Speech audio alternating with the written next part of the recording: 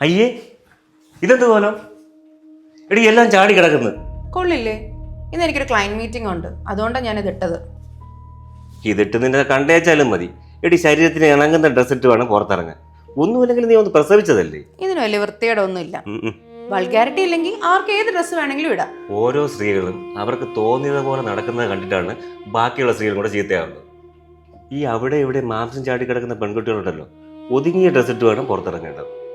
അങ്ങനെ നീയൊക്കെ നടക്കാത്തത് കൊണ്ടാണ് ഈ ബസ്സിലും ട്രെയിനിലും ഒക്കെ തട്ടുന്നതും മുട്ടുന്നതും കയറി പിടിക്കുന്നതും എല്ലാം. നിങ്ങളൊന്ന് പോയേ. ഈ 7-8 മാസമായ കുഞ്ഞുങ്ങളെ പീഡിപ്പിക്കുന്നത് അവർ ചുരിദാർ ഇടഞ്ഞിട്ടാണോ? ഓ, എന്തെങ്കിലും പറഞ്ഞാൽ എൻ്റെ വായടിപ്പിക്കാൻ നിനക്ക് ഭയങ്കര വലുതാണ്. എന്ത് പറഞ്ഞാലും നിനക്ക് ഈ ഡ്രസ്സ് ചേരുന്നില്ല.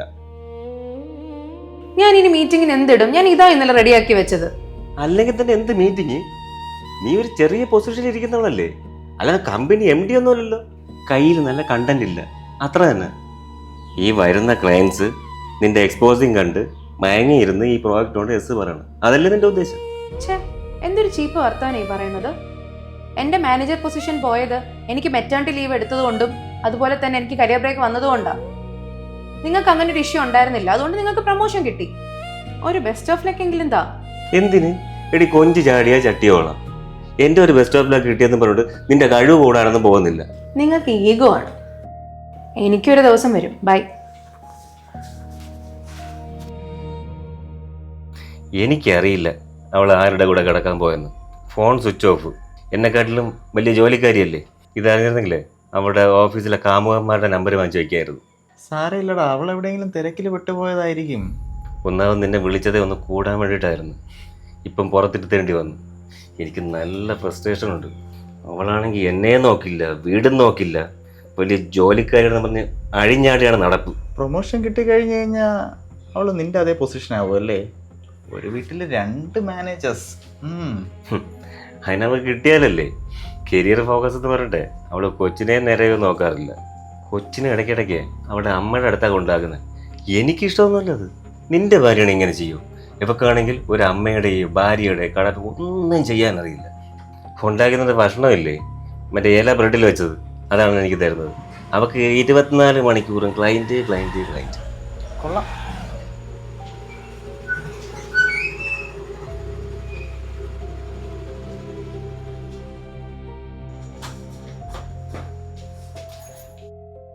നീ എന്താ ഇത്ര ലേറ്റായത്? ഒരു മീറ്റിംഗ് ഉണ്ടായിരുന്നു, പിന്നെ ഒരു പാർട്ടിയും. മാനേജറായ എനിക്കില്ലാത്ത തിരക്കാണല്ലോ അവിടുത്തെ അസിസ്റ്റന്റ് മാനേജറായ നിനക്ക്. മനു കേറുന്നില്ലേ? ബാ, കേറിട്ട് പോവാ. അവൻ എവിടെയും വരുന്നില്ല. നീ ഇത് ആദ്യം പറഞ്ഞേ. ഡാ, എന്നാൽ ഞാൻ ഇറങ്ങട്ടെ. പിന്നെ ഒരു ദിവസം കൂടാൻ കണക്കിന് ഞാൻ വരാം. ശരി കാവ്യ, ഇറങ്ങട്ടെ. നിങ്ങൾക്ക് എന്താണ്? ആൾക്കാരുടെ മുന്നിൽ വെച്ചാണ് ഇങ്ങനെയൊക്കെ സംസാരിക്കുന്നത്? ഓ, എന്റെ സംസാരമാണ് കുഴപ്പം. അവന്റെ മുന്നിൽ വെച്ച് വല്ലവന്റെ ബൈക്കിൽ രാത്രി കെട്ടിപ്പിടിച്ച് വരുന്നതിന് കുഴപ്പമില്ല. മഹേഷ് ഇപ്പൊ വന്നത് ഭയങ്കര ചീപ്പാണ് കേട്ടോ. ആകുമടി, എന്റെ വിവാഹ ജീവിതം വെള്ളത്തിലാണ്. ഏത് നിമിഷവും ക്ലയന്റ് എന്ന് പറഞ്ഞ് നടക്കുന്ന ഭാര്യ. നിന്റെ ഫോൺ എവിടെ? ആ കോപ്പ് നീ ഓഫാക്കി വെച്ചില്ലേ? ഇന്നത്തെ പ്രസന്റേഷൻ ഇല്ലേ, അത് എനിക്ക് കിട്ടി. ക്രോർസിന്റെ പ്രൊജക്റ്റ് ആയിരുന്നു അത്. ബോസ് വലിയ പാർട്ടി വെച്ചു, അത് ലീഡ് ചെയ്യുന്ന ഞാനല്ലേ. പോകുന്നതിന് മുമ്പ് ഞാൻ ടെക്സ്റ്റ് മെസ്സേജ് ചെയ്തിരുന്നല്ലോ, കണ്ടില്ലേ? കോടികളുടെ പ്രോജക്റ്റ് നിനക്ക് കിട്ടിയോ? അതെ, ഞാൻ അത്രയും ഹോംവർക്ക് ചെയ്താണ് പ്രസന്റേഷൻ ചെയ്തത്. ഹാർഡ് വർക്ക് എന്ന റിസൾട്ട് തരും മഹേഷ്. ഞാൻ ആഹാരം വാങ്ങിച്ചുകൊണ്ട് വന്നിട്ടുണ്ട്, എടുത്തു വെക്കട്ടെ? വേണ്ട, എൻ്റെ ഭാര്യയ്ക്ക് നാളെ കാണുമല്ലോ ക്ലയൻറ്റിന് ഇമ്മാരി ഡ്രസ് ഇട്ട് മയക്കാനുള്ള മീറ്റിംഗ്. മഹേഷ് എന്താ പറഞ്ഞു വരുന്നേ? എന്റെ ഹാർഡ് വർക്ക് കൊണ്ടല്ല, ഞാൻ മയക്കിയതുകൊണ്ടോ ഈ പ്രൊജക്റ്റ് കിട്ടിയെന്നോ? അതെ, അല്ലാതെന്താ? എനിക്കതിൽ ഒരു സംശയമില്ല. തനിക്ക് നല്ല ഈഗോ ഉണ്ട് മഹേഷ്, അതുപോലെ തന്നെ നല്ല കുശുമ്പും. എന്റെ ഭർത്താവല്ലേ താൻ? ഒരു നല്ല വാക്ക് പറയുന്നതിന് പകരം ഛേ.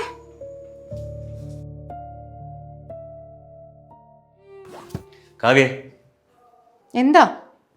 ഇങ്ങ് വാ. ഞാൻ റെഡി ആവുന്ന കണ്ടില്ലേ? എനിക്കിന്ന് നേരത്തെ ഓഫീസിൽ പോകണം. എന്ത് പറ്റി പറ. അപ്പൊ കുഞ്ഞിനെ എവിടെ കൊണ്ടുവരണം? ഇങ്ങനെ ഇടയ്ക്കിടയ്ക്ക് അവിടെ കൊണ്ടുവരുന്നത് എനിക്ക് ഇഷ്ടാവുന്നില്ല. അതെന്ത് പറ്റി? എന്റെ അമ്മയുടെ അടുത്തല്ലേ നിൽക്കുന്നത്, അതിനിപ്പോ എന്താ കുഴപ്പം? അല്ലെങ്കിൽ തന്നെ ഞാൻ ഇന്ന് തന്നെ കൊച്ചിനെ കൊണ്ടുവരാൻ ഇരിക്കുവായിരുന്നു. എനിക്ക് എന്റെ കുഞ്ഞിനെ കാണാതിരിക്കാൻ പറ്റുന്നില്ല.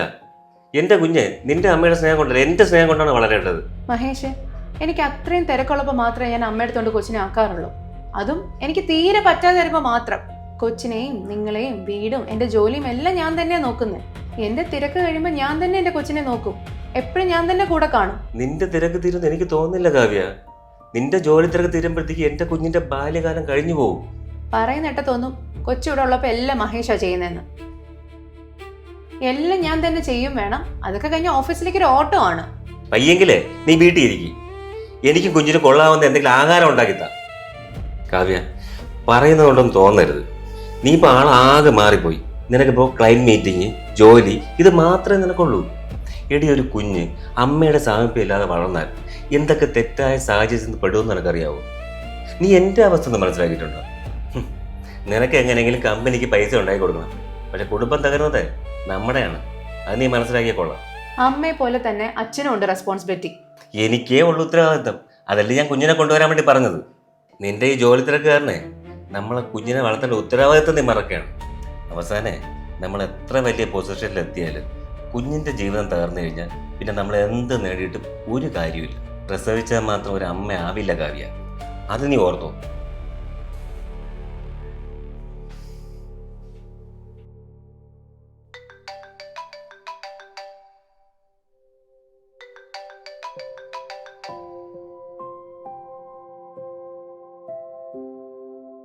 പറയടി.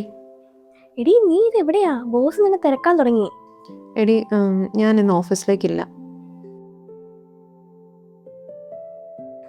സുഖമില്ല എന്ന് പറ ബോസിനോട്.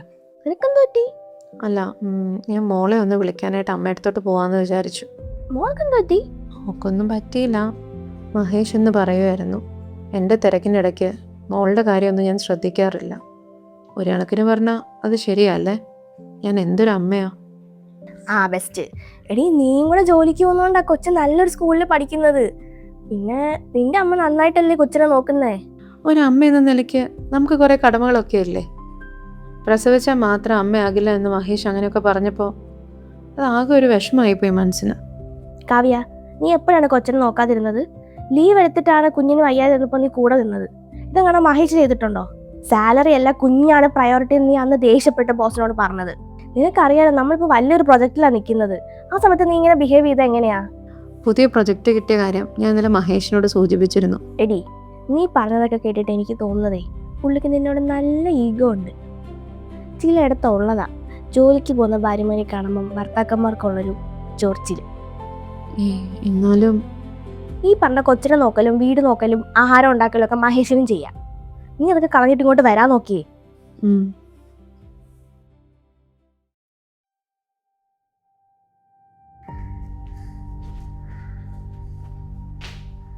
കാവ്യ, കാവ്യ, ഫുഡ് എവിടെ? ഒന്നുണ്ടാക്കാൻ സമയം കിട്ടിയില്ല. എനിക്ക് ക്ലയൻറ്റുമായിട്ട് രാവിലെ ഒരു മീറ്റിംഗ് ഉണ്ടായിരുന്നു. നമുക്കൊന്ന് പുറത്തുനിന്ന് വാങ്ങാം. പഴകിയ ഫുഡാ. കാവ്യ, ജോലിയും വീടും ഒരുമിച്ച് കൊണ്ടുപോകാൻ പറ്റുമെങ്കിൽ മാത്രം നീ ജോലിക്ക് പോവുക. എൻ്റെ ഭാര്യ ജോലി ചെയ്ത് കൊണ്ടുവരണമെന്ന് എനിക്കില്ല. വെയിറ്റ്, ഫ്രിഡ്ജിൽ ഫുഡുണ്ട്, ഞാൻ ചൂടാക്കി തരാം. ആ ഫുഡ് നീ ഞാൻ കഴിച്ചാൽ മതി.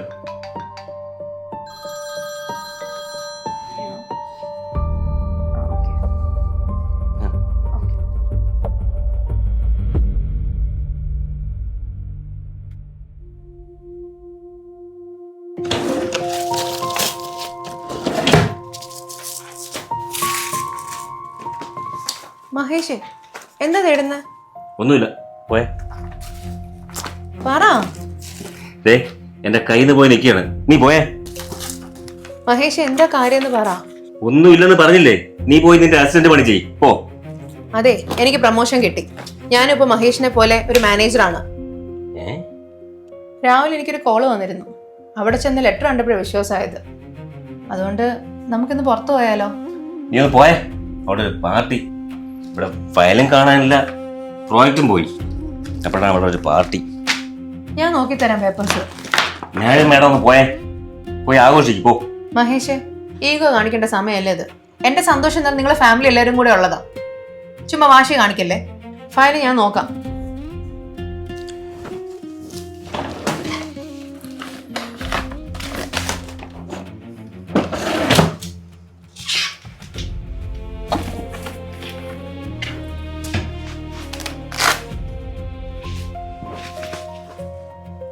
ഇതാ ഇരിക്കുന്നു. ഇതല്ലേ ആ ഫയല്? മഹേഷ് ഇത് അവരെ കൊണ്ട് കാണിക്ക, നോക്ക്.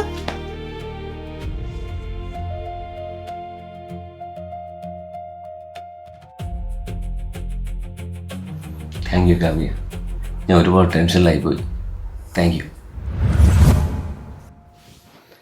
നിനക്ക് ഈ ഡ്രസ്സ് നന്നായിട്ട് ചേരുന്നുണ്ട്.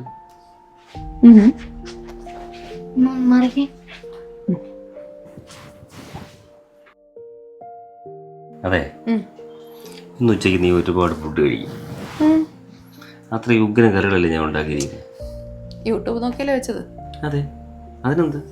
നീ കഴിച്ചിട്ട് അഭിപ്രായം പറ. ഓ ആ പിന്നെ ഞാനിത് ലേറ്റ് ആവും ഓഫീസിൽ നിന്ന് വരാൻ, മീറ്റിംഗ് ഉണ്ട്. എങ്കിൽ ഞാൻ വൈകിട്ടൊന്ന് വെക്ക്, മോളെ വിളിച്ച് അത് വഴി വരാം.